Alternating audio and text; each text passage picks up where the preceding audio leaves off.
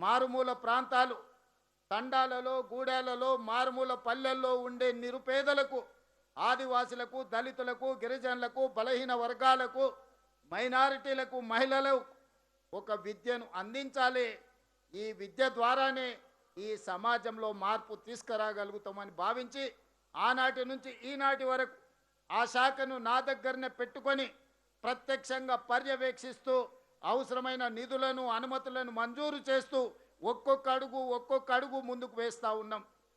ఇవాళ టీచర్లందరికీ తెలుసు, దాదాపుగా రిక్రూట్మెంట్ జరగక పెండింగ్ ఉంటే వచ్చిన ఎంబడే 11,000 పైగా టీచర్ల నియామకాల కోసం డిఎస్సి నోటిఫికేషన్ ఇచ్చి 60 రోజులు తిరగక ముందే నోటిఫికేషన్ నుంచి నియామకాల వరకు ఇదే ఎల్పి స్టేడియంలో ఈ దేశంలోనే మొట్టమొదటిసారి ప్రశ్న పరీక్షలు నిర్వహించడం నుంచి నియామకాల వరకు దాదాపుగా 11,000 మంది టీచర్లను నియమించిన ప్రభుత్వం మన ప్రభుత్వం, ప్రజాప్రభుత్వం అని నేను చెప్పదలుచుకున్నా. దాదాపుగా 20 సంవత్సరాలు మీకు ప్రమోషన్లు లేవు. ప్రమోషన్లు లేని టీచర్లు తమ జీవితంలో ఇక ఇదే హోదాలో, ఏ హోదాలో అయితే ప్రభుత్వం ఉద్యోగంలో చేరినరో రిటైర్మెంట్ కూడా అదే హోదాలో జరుగుద్దేమని నిరాశకు లోనైతున్న సందర్భంలో 22,000 మంది టీచర్లకు ప్రమోషన్లు ఇవ్వడం ద్వారా ఈ ప్రభుత్వం మీకు అండగా నిలబడుతుంది, మీ సమస్యల్ని పరిష్కరిస్తుంది అని చెప్పి 22,000 మంది టీచర్లకు ప్రమోషన్లు ఇవ్వడం జరిగింది. ఇదే కాదు, మీ బదిలీలు ఒక జటిలం. టీచర్లను ముట్టుకోవాలంటే అగ్గిని ముట్టుకున్నట్టే అని అందరూ భావిస్తారు.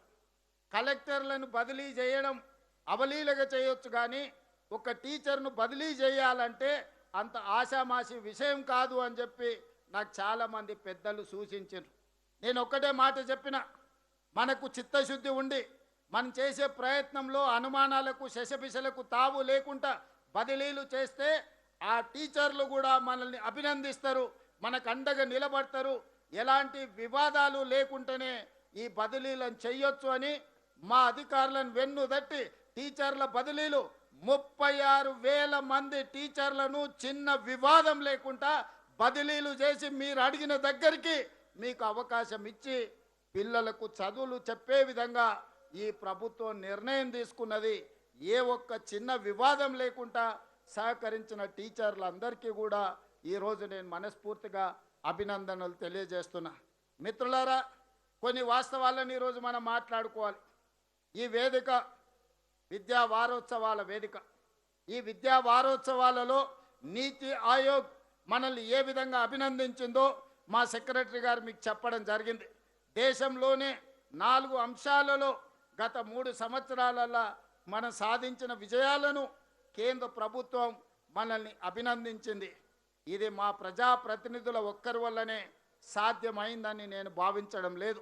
గ్రామీణ స్థాయిలో, తండాలలో, గూడాలలో సింగిల్ టీచర్ల నుంచి రాష్ట్ర స్థాయి వరకు విద్యాశాఖలో పనిచేస్తున్న ప్రతి ఒక్కరి కృషి వల్లనే ఈరోజు భారతదేశంలో మనకు ఒక గొప్ప పేరు, ప్రథమ స్థానం వచ్చింది. అందుకోసం కూడా నీతి ఆయోగ్ అభినందించిన సందర్భంగా మా శాఖకు సంబంధించిన ప్రతి ఒక్కరిని విద్యాశాఖ మంత్రిగా, ముఖ్యమంత్రిగా నేను మనస్ఫూర్తిగా మిమ్మల్ని అందరినీ అభినందిస్తున్నాం మిత్రులారా. అదేవిధంగా మిత్రులారా, కొన్ని సాంకేతికపరమైన అంశాలను మనం మాట్లాడుకోవాలి. ఈరోజు తెలంగాణ రాష్ట్రంలో దాదాపుగా ప్రభుత్వ పాఠశాలలు 27,000 పాఠశాలలు ఉన్నాయి. ఈ 27,000 పాఠశాలల్లో దాదాపుగా 19 లక్షల పేద విద్యార్థులు చదువుకుంటున్నారు. మన టీచర్లు దాదాపుగా 1,05,000 మంది టీచర్లు ఉన్నారు. కేంద్ర ప్రభుత్వం నేషనల్ ఎడ్యుకేషన్ పాలసీ ప్రకారం 30 మంది విద్యార్థులకు ఒక టీచర్ ఉండాలనే నిబంధన ఉంది. కానీ తెలంగాణ రాష్ట్రంలో 17 మంది విద్యార్థులకు ఒక టీచర్ను నియమించడం ద్వారా ఈరోజు నాణ్యమైన విద్యను పేదలకు అందించాలనే లక్ష్యం దిశగా ఈరోజు మనం పని చేస్తున్నాం. అయితే ఇది సరిపోతుందా? మరి మనం ఎవరితోని పోటీ పడాలి, సమాజంలో ఏ విధంగా ఈ విద్యార్థులను తీర్చిదిద్దాలి అనేది ఈరోజు మనం చర్చించుకోవాల్సిన అవసరం ఉన్నది. ఈరోజు ప్రభుత్వంలో 27,000 పాఠశాలలు ఉంటే 19 లక్షల మంది విద్యార్థులు ఉన్నారు. 1,05,000 మంది టీచర్లు ఉన్నారు. అదే ప్రైవేట్ స్కూల్స్ 12,000 స్కూల్స్ ప్రైవేట్లో ఉంటే 38 లక్షల మంది విద్యార్థులు ఈరోజు ప్రైవేటు పాఠశాలల్లో చదువుకుంటున్నారు. నా విజ్ఞప్తి ఒక్కటే మా ప్రభుత్వ టీచర్లకు, మా కుటుంబ సభ్యులకు, మిమ్మల్ని మేము వేరుగా చూడట్లేదు, మా కుటుంబంలో ఒకరిగా నేను మిమ్మల్ని చూస్తున్నా. ఈనాడు ప్రైవేటు పాఠశాలల్లో ఉన్న గొప్పతనం ఏంది, మనలో ఉన్న బలహీనత ఏంది? మన బలహీనతలు మనం గుర్తించుకోవాలి, మన బలహీనతలు మనం పరిష్కరించుకోవాలి, మన సమస్యల్ని మనం అధిగమించాలి. ఈనాడు ప్రైవేట్ సెక్టర్లో ఉండే కళాశాలల కంటే రాష్ట్ర ప్రభుత్వంలో ఉన్న పాఠశాలలు అద్భుతమైన విద్యను అందిస్తున్నాయని, ఈ దేశంలోనే తెలంగాణ మొదటి స్థానంలో నిలబడాలనేది నా ఆకాంక్ష. మరి దానికి కావాల్సిన నిధులను 26,674 కోట్లు 8.22% రాష్ట్ర బడ్జెట్లో విద్యాశాఖకు నిధులను కేటాయించడం ద్వారా ఏమాత్రం నిధుల లోపం లేకుండా ఈరోజు రాష్ట్ర ప్రభుత్వం నిధులను కేటాయించడం జరిగింది. భవిష్యత్తులో ఇంకా వీటిని పెంచుకుంటూ వెళ్తాం. మా అక్నూరు మురళీ గారు సలహా చెప్పిండ్రు, వారు నివేదిక ఇచ్చిండ్రు, విద్యాశాఖకు 15% నిధులను కేటాయించాలి అని. కానీ ఒక్క రోజులో మనము 15% కేటాయించలేము. ఇతర రాష్ట్ర ప్రభుత్వ సంక్షేమ పథకాలు, అభివృద్ధి కార్యక్రమాలు ప్రభుత్వం భుజాల మీద ఉన్నాయి.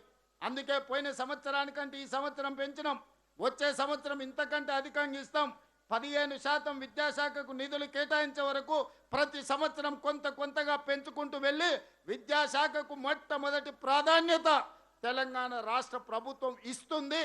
తప్పకుండా ఆ శాఖను కాపాడే విధంగా ఈరోజు మనం ప్రయత్నం చేస్తున్నాం. ఇదే కాదు, మీకందరికీ తెలుసు, టీవీలలో పేపర్లలో చూస్తుంటారు, మా మంత్రులు, మా ఐఏఎస్ ఆఫీసర్లు విదేశీ పర్యటనలకు వెళ్తుంటారు, విదేశాలలో జరిగిన అభివృద్ధిని చూస్తుంటారు, అక్కడ పరిపాలనను పర్యవేక్షిస్తుంటారు, అక్కడ ఏ రకమైన మెలకువలతో పరిపాలన అందిస్తుండ్రో మా ఐఏఎస్లు, ఐపీఎస్లు, లేకపోతే మా మంత్రులు పర్యటనకు వెళ్తారు. నేను ఆలోచన చేసిన, నేను కూడా ముఖ్యమంత్రిగా చాలా దేశాలు చూసిన, ఆ దేశాలకు వెళ్ళినప్పుడు అక్కడ పాఠశాలలో ఉన్న విషయాలను నేను కనుక్కున్నా. ఆలోచన చేసి మా విద్యాశాఖకు సూచన చేసిన, మనం ఎందుకు భవిష్యత్ తరాలను, దేశ భవిష్యత్తు తరగతి గదుల్లో ఉందన్నప్పుడు ఆ టీచర్లను కూడా విదేశాలలో ఉన్న నాణ్యమైన విద్యను పరిశీలించడానికి మనం ఎందుకు పంపించకూడదు అని ఆలోచన చేసి ఈ సంవత్సరం ఫిన్లాండ్ దేశానికి 25 మంది టీచర్లను విదేశాలలో ఉన్న నాణ్యమైన విద్యను పరిశీలించడానికి ఈరోజు మన ప్రభుత్వ టీచర్లను పంపించడం జరిగింది. అదేవిధంగా వియత్నాంకి, జపాన్కి, సింగపూర్కి వీళ్ళందరినీ టీచర్లను సెలెక్ట్ చేసి ఇతర దేశాలలో ఉన్న నాణ్యమైన విద్యను, సాంకేతిక నైపుణ్యాన్ని పరిశీలించడానికి ఈరోజు మన టీచర్లను పంపిస్తున్నాం.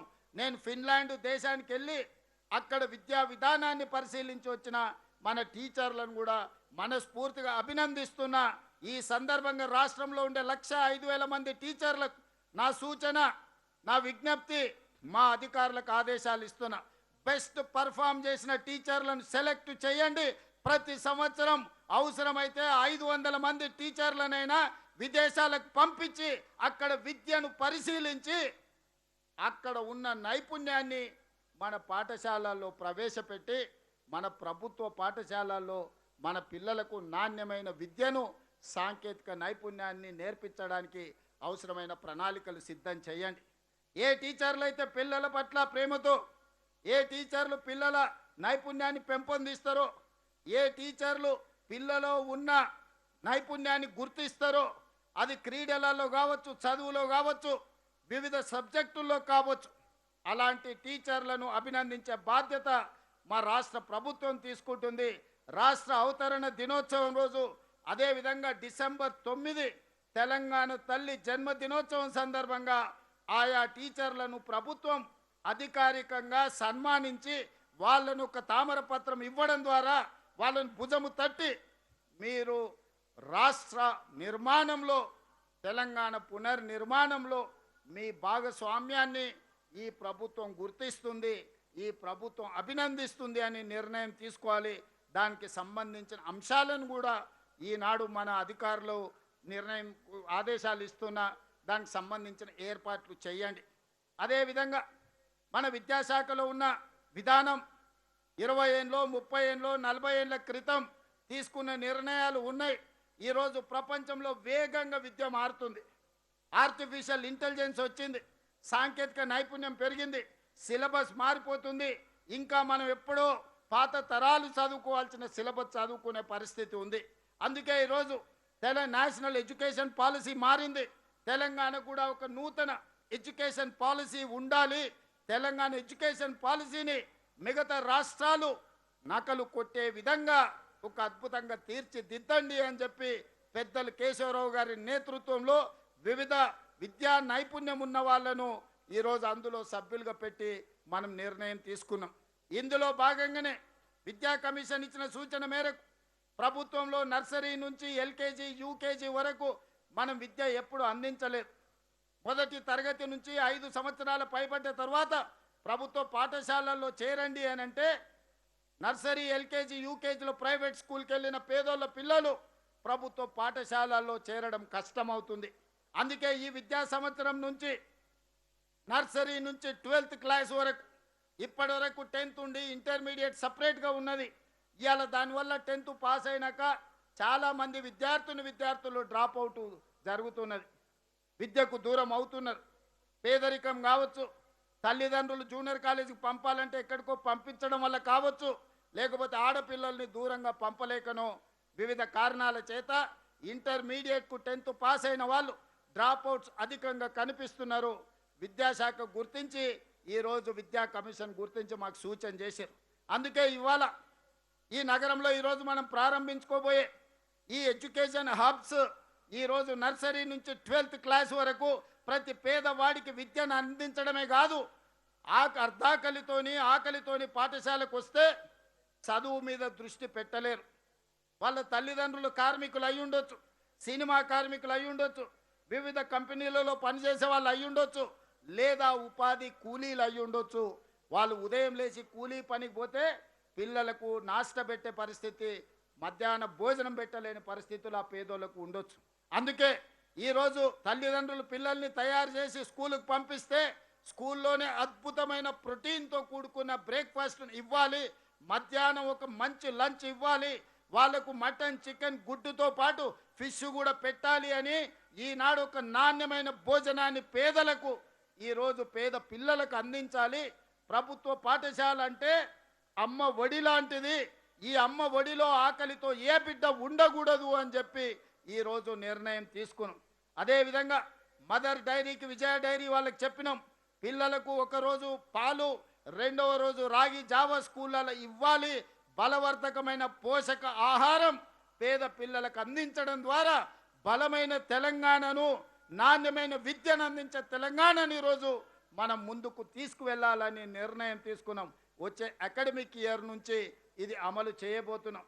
బ్రేక్ఫాస్ట్ విషయంలో ఎక్స్పెరిమెంట్గా పైలట్ ప్రాజెక్టుగా నేను ప్రాతినిధ్యం వహించే కొడంగల్ నియోజకవర్గంలో హరే రామ హరే కృష్ణ సంస్థ నుంచి అమలు చేస్తే అద్భుతమైన ఫలితాలను సాధించినాం. ఇవాళ ఇక్కడ స్టాల్ పెట్టినరు, అక్కడ పోతే నాకే తినాలనిపించేంత నాణ్యమైన భోజనం అక్కడ బ్రేక్ఫాస్ట్ కనిపించింది. నేను దామోదర్ రాజనరసింహ గారు కొడంగల్లో వెళ్ళి వాళ్ళ కిచెన్ పరిశీలించినాం. 5 స్టార్ హోటల్స్ కంటే అత్యంత శుభ్రంగా ఈరోజు వాళ్ళు వంటలు తయారు చేసి పిల్లలకు అందుబాటులో తీసుకొస్తున్నారు.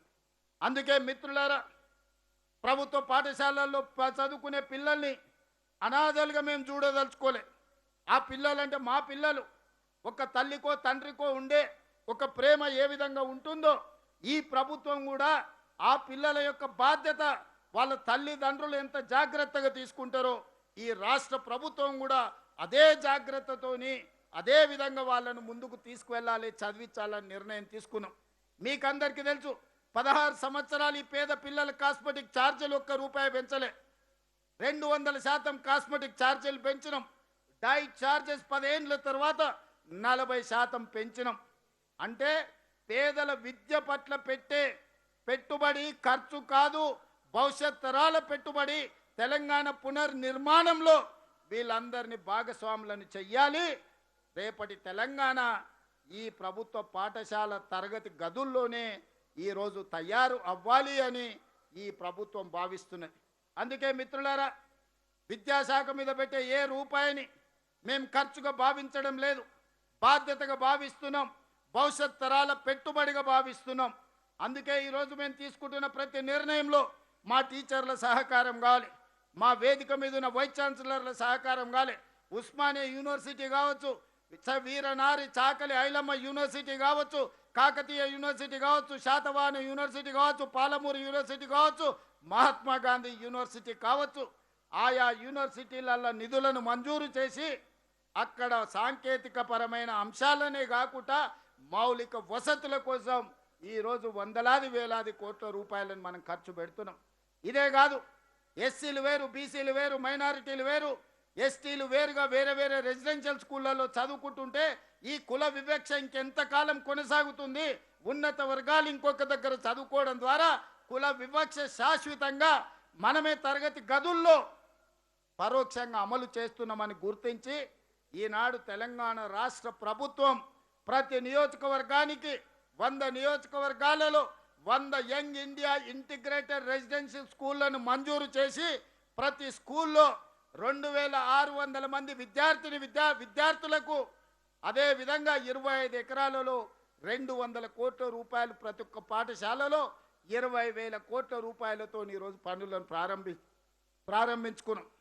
నా లక్ష్యం ఒక్కటే, నా కోరిక ఒక్కటే, నా స్వప్నం ఒక్కటే, ఈ తెలంగాణ ప్రాంతంలో ఉన్న పేదోళ్ళ బిడ్డలు, దళితులు కావచ్చు, గిరిజనులు కావచ్చు, ఆదివాసులు కావచ్చు, బలహీన వర్గాలు కావచ్చు, మైనారిటీల బిడ్డలు కావచ్చు, ధైర్యంగా గుండె మీద చేసుకొని యంగ్ ఇండియా ఇంటిగ్రేటెడ్ స్కూల్లో నేను చదువుకున్నా, నేను డాక్టర్నైనా, నేను లాయర్నైనా, నేను ఇంజనీర్నైనా, నేను సైంటిస్ట్నైనా, నేను ఐఏఎస్ ఐపీఎస్ ఐఎఫ్ఎస్నైనా, నేను ఎమ్మెల్యే అయినా ఎంపీ అయినా తెలంగాణ రాష్ట్రానికి ముఖ్యమంత్రిని అవుతా అని ధైర్యంగా చెప్పగలిగిన పరిస్థితులు ఆ పేద కుటుంబాలకు రావాలి.